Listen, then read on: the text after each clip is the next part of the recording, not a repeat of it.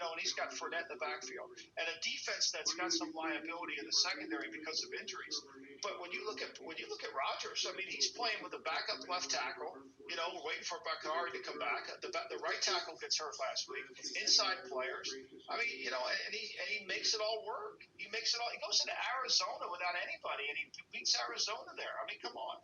Yeah, he's a stud, obviously, and Tom Brady is as well. Go ahead, Tom. Lombo, the Chargers are always, you have no idea what team is going to show up for them. And then Casey's been two different teams this year. How do you handicap tonight? I think it's going to be a hard game for the Chargers. I think the least amount of points they've allowed all season is 21. I don't think their defense can hold up. I really don't. I mean, even in the Cincinnati game that they won, if Joe Mixon doesn't fumble, they're going to lose that game.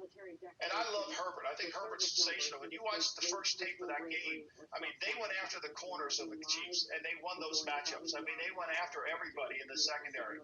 Now, Snead's not going to play tonight because of personal issues, but to me, those receivers are so good. But Kansas City has been, since the second half of the Washington game, they gave up no points in that half. They were losing 13-10.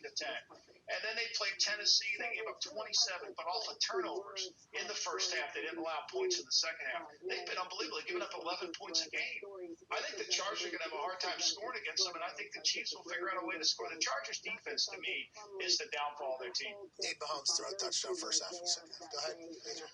Mike, how's that work with Kansas City's defense? How they can look almost like a different team from the early half of the season to the second. We've seen them do it in the past, I feel like, and now with their defense is rolling, they're a very, very scary team. Like, how can you make like a big jump mid-season? Well, I think you got to understand Spagnuolo, right? Spagnuolo's all about, I'm going to create a negative play. I want to create a negative play. I'm going to do things that are unorthodox. I'm going to take chances. I'm going to be able to be confusing to you so you make a mistake. And often what happens early in Spagnuolo's tenure as the coach during the season, they make the mistakes, not the opponent. And they blow a coverage, and they do.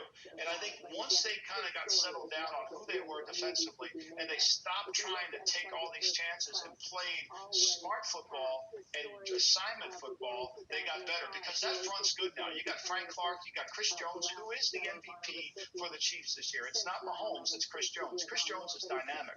And so they've got Chris Jones inside there, and then they've got Jared Reed, and then their corners are much better than people think. So I think what they did, AJ, is they simplified their scheme. They played more physical up front. They've done a really good job with their defensive line. Daly, the former coach of the Patriots, is a really good coach. And they've kind of got themselves where they're not beating themselves. They're not giving away free access touchdowns. The worst thing you can do as a defensive coach is blow a coverage, and the next thing you know, the guy's running 60 yards for a touchdown. Yeah, because that takes the entire everything out of your team, out of the building. It either lights the other stadium on fire, or it completely, it kills you. Those over the top one. Hey, you can get some yards, but you're not going to gain points on us. I appreciate you joining us, Paisan. We miss you.